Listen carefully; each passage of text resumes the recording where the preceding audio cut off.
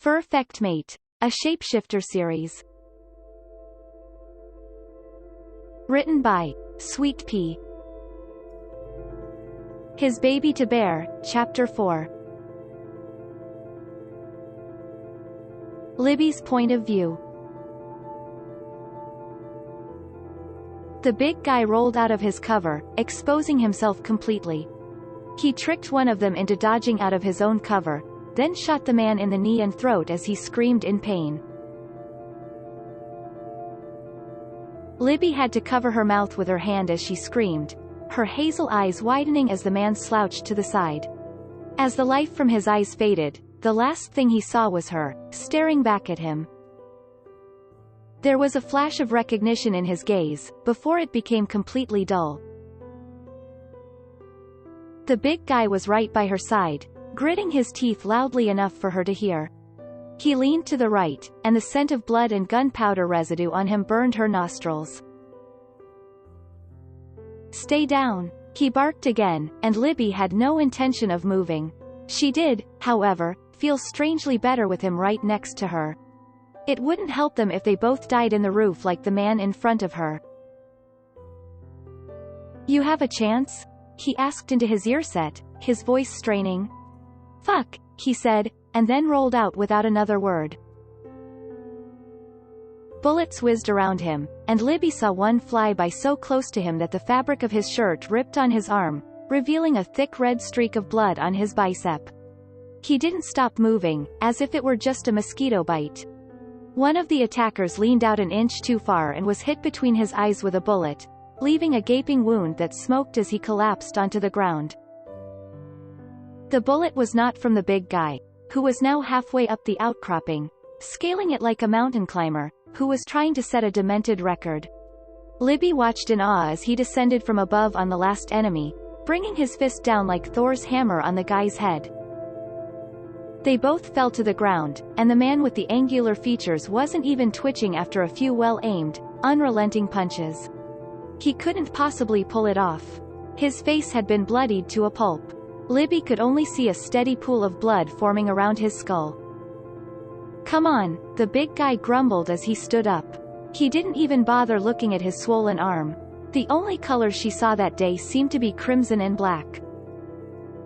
Libby shook her head, her gaze darting from one mangled body to the next, before returning to the big guy. Her legs felt as if they were filled with lead, and she couldn't move a single step no matter how hard she tried. If the situation had been different, he would have run to her after giving a stern look that would have had her melting like snow in the summer heat. His iron-like grip gripped her hand and drew her along, past that dreadful door that seemed to only let her death in, and to the miscellaneous gear in the corner. "We must move quickly. There will be more." While he was talking, he was already putting her in a harness and checking the connections on the ropes that were tied down on the roof. His hands were moving at a breakneck speed, and a tiny part of her brain couldn't help but notice how his cheeks strained as he focused, and the little dip that formed between his brows when he double-checked his work. "I'm on my way down," he said quietly into his ears. Libby could hear a response on the other end of the line, but she couldn't figure out what it was. His wry grin told her that it was probably not meant for her ears in the first place. "Get up on the ledge, honey," he said, smiling. "We're going to fly." He was hot as hell, and the fact that her mind had decided to focus on that irritated her to no end. Not the imminent danger, nor the fact that she'd seen 4 people die that day. No, she couldn't help but notice the hunky psycho commando and wonder what he looked like beneath all those black layers. Her croak of laughter was about as appropriate at a wedding reception as funeral music. As she wobbled up on the ledge, holding onto it with her hands and staying on the balls of her feet, he hooked himself into his own harness. At the very least, she was wearing flats rather than pumps, which was a small blessing. He hopped up next to her as if it were the most natural thing in the world to be hanging out on a ledge in this building, ready to rappel down into the darkness below and into possible danger. He gave her a cocky smile that was delicious as it was cocky. "Who are you?" she wondered, struggling to find the right words. "I'm the man who's about to turn you into a bird," he said, grabbing her by the shoulders and hurling her off the ledge and into the darkness below as the stairwell door swung open again. His baby to bear, Chapter 5. Jerome's point of view. Libby was furious with him, and he thought it was the cutest thing he'd ever seen. The way the corners of her mouth turned down and her brow furrowed made him want to throw her over his shoulder and carry her into the deep recesses of the cabin they were in. He wouldn't let her out until she was screaming his name at the top of her lungs, and not a trace of that frown remained. That caused him to shift his cock in his pants uncomfortably, as he sat on a chair by the window, facing the yard in front of the house. He could still feel her eyes boring into the back of his head, as if she expected him to give her some kind of explanation that would make everything better. But he couldn't do it. And, as things stood, adrenaline was still coursing through his veins like ice-cold vodka, and he was having a hard time focusing his attention on anything other than her juicy figure or the way she squirmed beneath him. With a grumbled sigh, he readjusted himself. What the hell? Where am I? Why am I here? What do you guys want from me? Libby demanded, a hint of hysteria in her voice. He didn't resent her for it. She was a non-combatant. A woman who never expected to be involved in something straight out of a high-budget action film. He'd give her a little leeway because she'd seen death and carnage and been thrown off a roof in a matter of hours. However, not too much. As I told you earlier, you are in an undisclosed location near Laguna.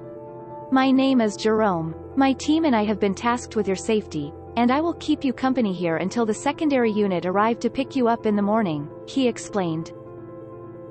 He failed to mention that 5 men were stationed around the perimeter at various distances and vantage points, training every piece of surveillance equipment on and around the cabin. And that he could have been outside as well, but chose not to. Something about her made him smolder and act like the irrational kid he hadn't been since they beat the hell out of him in basic training. And yet, here he was, getting a boner because a pretty girl was annoyed with him. Guess some things never really change. You already told me that, she began, emphasizing the patience in her voice that had long since vanished. However, I'd like to know where am I and why I am here. Could you please tell me? He chuckled under his breath, leaning back in his chair and casting a long, rowing glance at her. Mitch, Sean, Tom, Tim, and Jordan gagged this place under the lock and key. At this point, he was nothing more than a contingency to the contingency. But he had to pretend he was doing something, other than admiring the scene Libby had created, her cheeks flushed with rage and her hands on her hips. When she wasn't dealing with bodies dropping dead around her, she could go from 0 to 100 in a matter of split seconds. Jerome couldn't help but admire a woman with that quality. I like a lot of things about her, he reflected, darkly amused. No honey, I'm afraid I can't tell you any of that. You just have to believe in me and my boys. Don't worry your little head about it, we'll keep you safe, he said, letting his deep voice rumble a little too loud. So he was strutting his stuff a little. It's a big deal. Stop calling me honey, my name is Olivia, Libby, she explained, exasperated. She'd taken her coat off and washed her hands and face. They'd arrived at the cabin about half-hour earlier, and the takeout had been waiting for them was sitting cold on the table, despite the fact that neither of them was particularly hungry. Jerome needed time to recover from the game's high, and Libby, well, seeing guts spilled out of a guy does something to one's hunger. Unless they've grown accustomed to it. Sure thing honey, he drawled, proudly wearing her glare. So, what can you tell me? What brought you to my house? Who are those people? What did they want from me? Jerome shrugged, scowling slightly. This was one of the minor tasks they completed in between the major ones. It was only a side job for Shifting Squad 6 as their employers affectionately referred to them, if there weren't machine guns and aerial drop-ins involved. They were all ex-Special Ops or ex-Army, the best of the best, and they knew it. The majority of them had left active duty for personal reasons, but the money in the private sector was too good to pass up for long. It was supposed to be a simple job, in and out with no muss and no fuss. So far, it had only been that. with the unexpected bonus of being able to enjoy the company of a stunning woman thrown in for good measure. However, in most jobs, information was given solely on a need-to-know basis, and he didn't need to know. That meant she didn't as far as he was concerned. He shrugged casually, giving her a smirk that made her bottom lip curl in annoyance.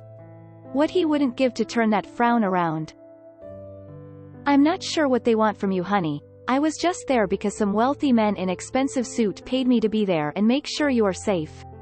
If it makes you feel better, we weren't there just for you.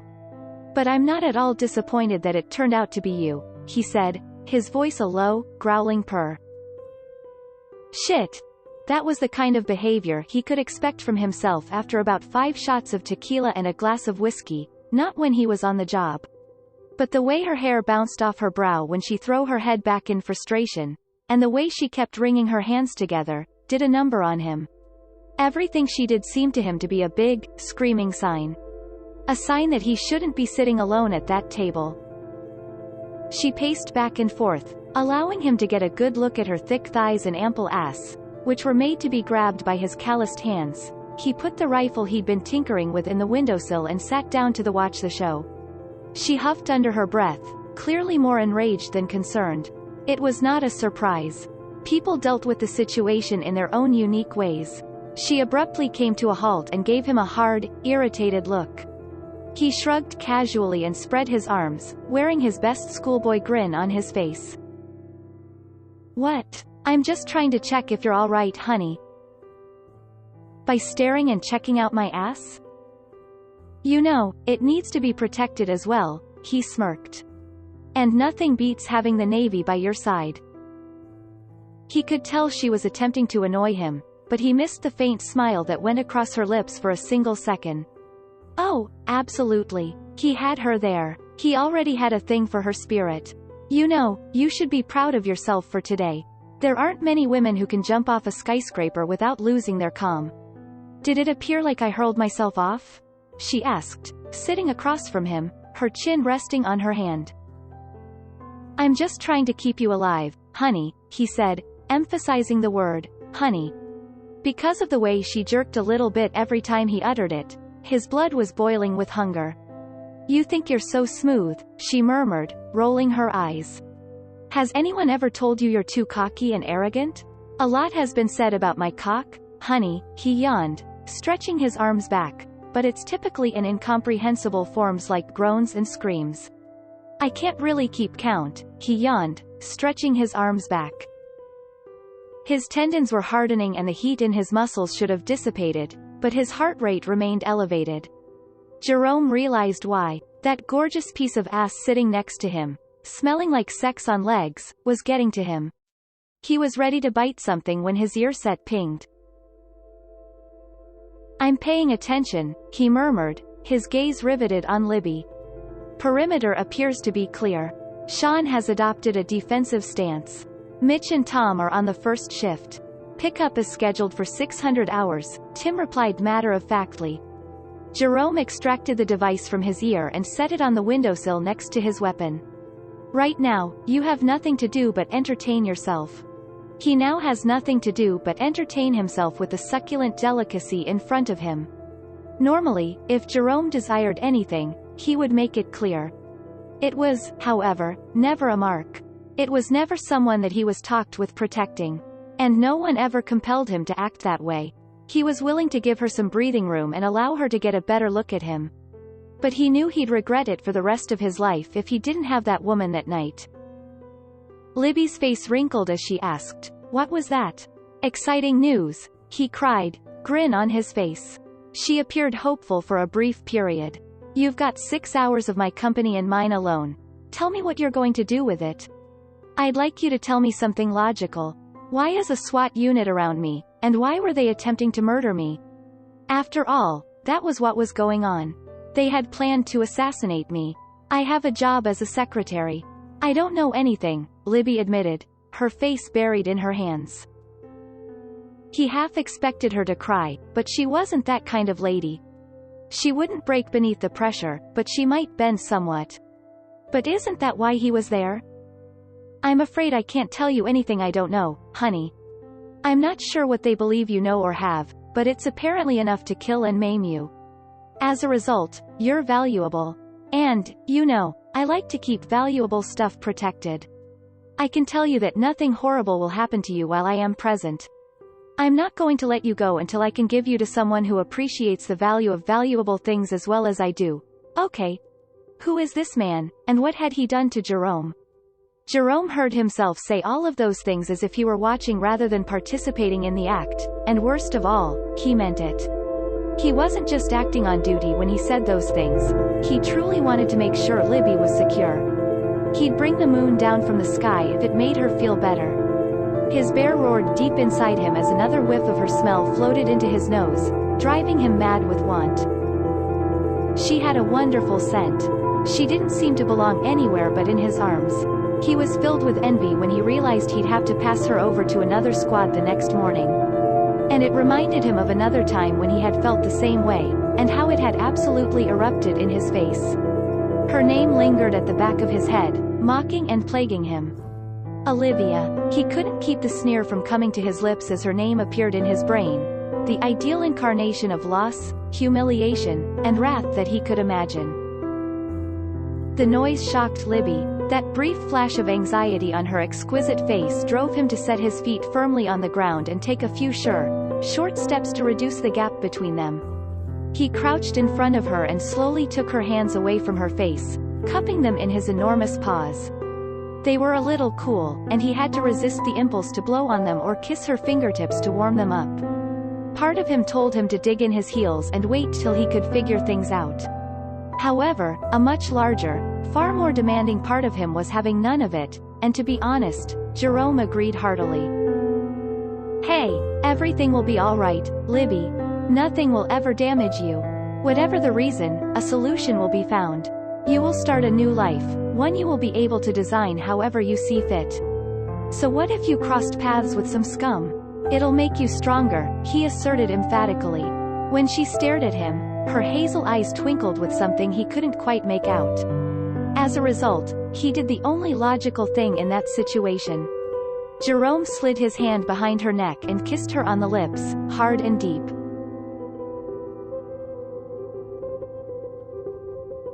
His Baby to Bear, Chapter 6. Libby's point of view. Libby exclaimed as his warm, soft lips met hers in a hungry kiss, leaving any semblance of modesty outside the cabin. She was aware that she should have backed up, smacked, and shouted at him, but it wasn't what she desired.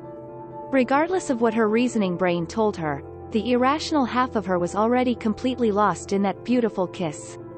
Her resistance gave way to equal longing as her hands drew him closer by the front of his shirt.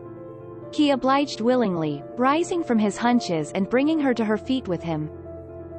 She had no idea he was so tall. Sure, she knew he was large. She'd noticed it even when they were avoiding bullets and trying not to have any more wounds in their bodies, but she hadn't thought he was that big. Libby felt insignificant in comparison to him. But it's a sexy, appealing one. He towered above her, and his light blue eyes, almost ghostly in their brightness, took her in for a fraction of a second before diving down again, his mouth seeking hers. She could raise an objection. She could have said no, and she had no doubt that this man who appeared to be built of steel and concrete would have respected her desires right away. She, on the other hand, was fiercely opposed. The day's horrors evaporated as she placed her arms around his neck and kissed him, virtually clinging to him as if she needed it to breathe. Jerome's hand went down her neck and back, tracing the curvature of her spine until both of his hands were on her hips, pushing her in closer. She whimpered softly as she snuggled herself against his big, sculpted physique, his sheer firmness surprising her. Through the heavy black camouflage clothes, she could feel every thick dip and flat plane of his body. Curiosity pulling her ahead, and the nagging desire to put everything behind her, she yanked at the bottom of his shirt and lifted the edge of it. As he threw the erroneous ball, his eyes glowed with desire. She'd never felt more desired in her life. With Libby's cry, he gripped her ass and hoisted her easily, pushing her to wrap her arms around his waist. His tongue was again on hers as he pushed her to the table's edge, sweeping the takeout containers and her jacket away. She bit and nipped at him like a teenager who'd never been kissed before, her tongue lapping against his in an all-consuming desperation to be closer to him. Her hands stroked their way down his chest and abs, loving the magnate. Jerome tickled her with his stubble as he kissed a line down her neck. As he hooked his fingers between two buttons on her top and ripped, buttons flew everywhere. A low growl resonated at the back of his throat. "Hey," she objected gently as he slipped the creamy shirt over her shoulders, but her words quickly went to moans as he drew down one bra strap, exposing her breast, and sucked her nipple into his lips. "What?" He teasingly circled his tongue around the sensitive nub, making her squirm in his hands. As she pulled herself closer to him, she could only emit a squeak and a begging sound. When it came to Jerome, any modesty she had ever felt around men was completely gone. She got what she wanted, and right now she was curious to see if his cock matched the perfection of his rest of his physique. When she pushed his jeans down his hips, precisely when Jerome quickly undid the clasp on her bra and took it off of her, she was greeted with confirmation that he wasn't all words and no substance. Her fingers closed reflexively around the thick base of his big cock, gently caressing it up and down and feeling the bulging veins beneath her fingertips as she ran her hand over it.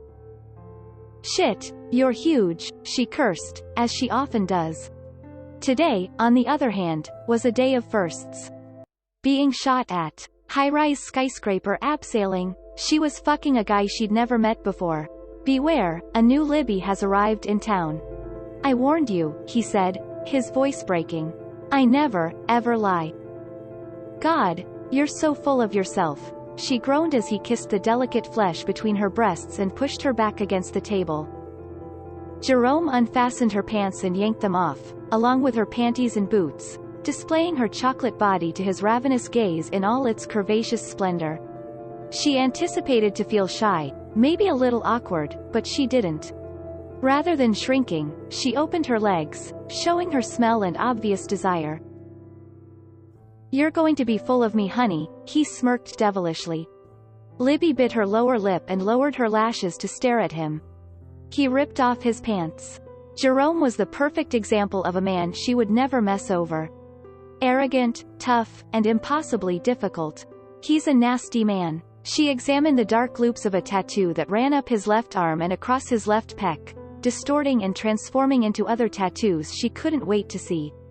Only then did she see that the wound on his arm, which had earlier left a severe graze, was almost healed.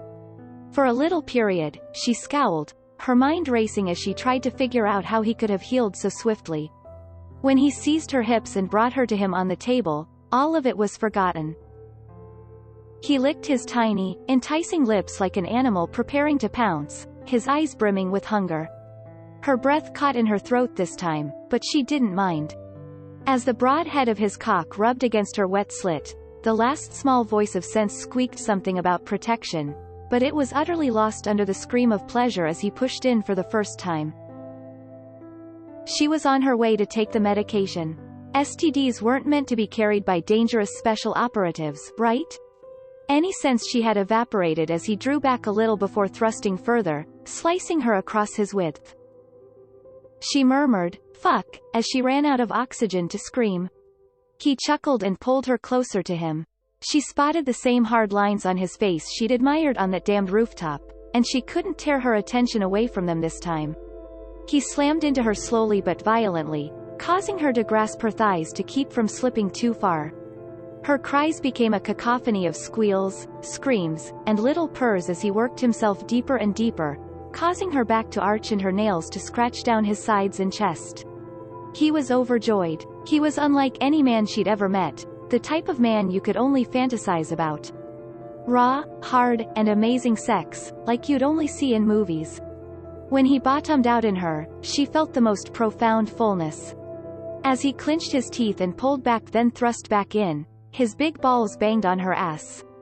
She clung to him with everything she had. "I'd want to have it. It's something I absolutely need. It's incredible." "Damn, you're tight, honey," he growled between clenched teeth, sending butterflies fluttering through her body like a demented whirlwind, tightening every muscle. He added, his voice lowering so low that it was hardly heard over a guttural grunt, you feel so good. It made the hairs on the back of her neck stand up, as well as tightening and throbbing in her core. As he crashed into her, she let out a few whimpers. He was now slamming into her with the hunger of a man who had gone too long without food. As he screwed her like it was the last time they'd ever have sex, Libby hid her head in the crook of his neck, screaming at the top of her lungs. And it could just as well have been because Libby couldn't think of anything else. Oh my goodness. Jerome, she screamed, unsure why she was crying for him, but it didn't matter. She sank her claws into his strong, muscled back, ripping deep enough to leave visible scars. She couldn't fight it any longer, wriggling beneath him as if she were possessed.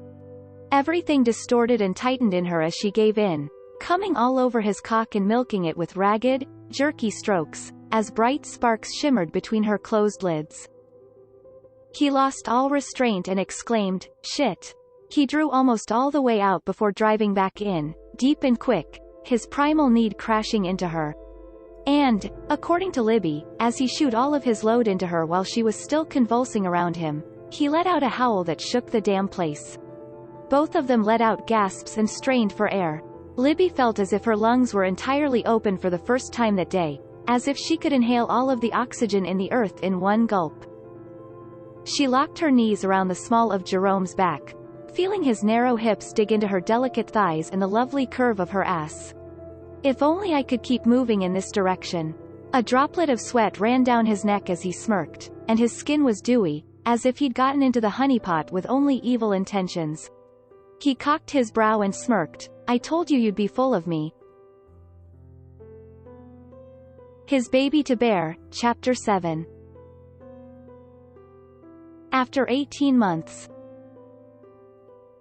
Reed Andrew screamed at the top of his lungs as he ran barefoot around the front yard chasing a ball. It bounced and rolled erratically from one portion of the grassy area to the next, leaping over the fence and allowing the child to chase it with renewed zest. With a giggle in her throat, Libby raised her eyes from her book. Despite the fact that she may have been reading scripture to birds at the time, she cried, "Be careful you don't fall, baby." She slouched on the table, one elbow resting on the table, soaking up the midday sun. Even though it wasn't yet hot, she knew it would be soon, and not even the cold ocean breeze could keep her yard from being uninhabitable. As a result, she was spending as much time outside as she could, which was easy with Reed Andrew by her side. Though, as usual, she had the uneasy impression that someone was keeping an eye on her at all times. It never truly vanished. He appreciated spending time in the open air. Even when it was dark and the moon was high in the sky, she'd often find him standing up in his crib, staring out the window as if entranced. Taking him outside whenever he was in a bad mood would instantly make him feel better. It was like having the world's cheapest nanny. She laughed as he went after the ball once more, kicking it hard and tripping straight behind it. He knelt on his hands and knees, but before Libby could assist him, he'd hauled himself up and rushed after the ball as if his life depended on it. Libby shook her head and fell in her chair. When her phone rang, she jumped a little and reached for it. She still hadn't gotten used to it. She hadn't spoken to anyone in over a year, and it wasn't until 5 months ago that she started going out and interacting with people again. Reed Andrew needs it, not for herself. He needed to know that there were people in the world other than his mother and the nice Lazada and Grab delivery guys who would bring them most of their goods. When Libby answered the phone and saw Raven's name on the caller ID, she smiled. "Hey," she murmured, her gaze locked on Reed Andrew, who was running around in the yard. "Zyra, hey," said the cheerful voice on the other end of the call, "I was hoping to catch you." Libby squirmed a little as she heard her new name, but she imagined Raven's lips curved in a smile as she spoke. The effervescent blonde was a bundle of fun and trouble wrapped up in a tight, voluptuous package. She reasoned glumly, throwing a glimpse at her pile of research and her MacBook, which lay idle, waiting for her to compose another copywriting article for a website that paid far too little. But single mothers fleeing an unknown monster bent on murdering them couldn't be fussy, could they? "How are you?" she asked, swallowing her hatred to the name, Zyra, which had risen up her throat. "You know how you've been saying you should start dating again?" Raven began with a honey-sweet voice riddled with traps.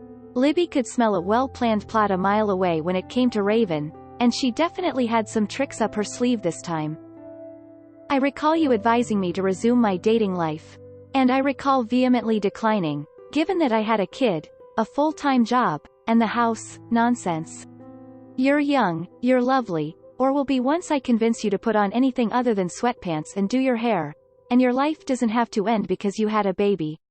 Raven said, clearly having gone over all of her complaints in her brain. I'm not going to take no for an answer. You said you wanted to get out more, therefore I'm going to attempt to get you out more, tomorrow evening. We're going out for drinks, and we're going to have a good time, okay? It's either this or I'll force you to use sassy date. Libby averted her sight to the book she was reading before returning it to read Andrew with a sigh that sounded far more like early resignation than she cared to admit. Going on a date sounded like a fantastic idea. Despite the fact that she'd been in Batangas for what seemed like an eternity, she'd barely seen it. Her only true human interaction, aside from her lovely young son, had been online, where she was conversing in writers' communities and attempting to learn the craft as rapidly as possible in order to establish a decent living for herself and her son. How about read Andrew? I don't have a babysitter and can't reach anyone. Libby sold the lie that had been drilled into her head since being placed in her modest suburban townhouse. Even still, she felt a sense of regret as she realized she would most likely never see her parents or sister again. She did, however, have read Andrew. She wouldn't put herself out there simply because she had him. Especially because she had no idea who she was hiding from, let alone if they were still after her. Don't worry about it, sweetheart. My sister is accessible and would be delighted to keep an eye on your little darling. Bring him over to my place at 6 o'clock, and we'll get dressed together. You can also be certain Christine isn't some winged and horned creature destined to devour your child, Raven continued. Libby could see her good-natured roll of the eyes through the silly cell phone. Fine, she replied, a small smile on her face. We'll be there, she added. At 6 o'clock tomorrow. And then I'll see you. You won't be sorry. Oh, she was confident of it. Libby, on the other hand, had already decided to go. It was bad enough that she was almost taking up residence in the house, but Raven was spot on. She had to rediscover her humanity. Even if the work appeared to be unachievable at the time. Dark thoughts clung to her ankles, seeking to suffocate her. That night, Jimmy took his final, strained breath. The building's apex. Him. Libby stood up and walked up to read Andrew, shaking her head briefly. As she walked approaching the back door, she took him in her arms and hugged him tightly. Come on, let's go. Let's go have something to eat. Reed Andrew bore an uncanny similarity to him, which only made matters worse. That's a lot better.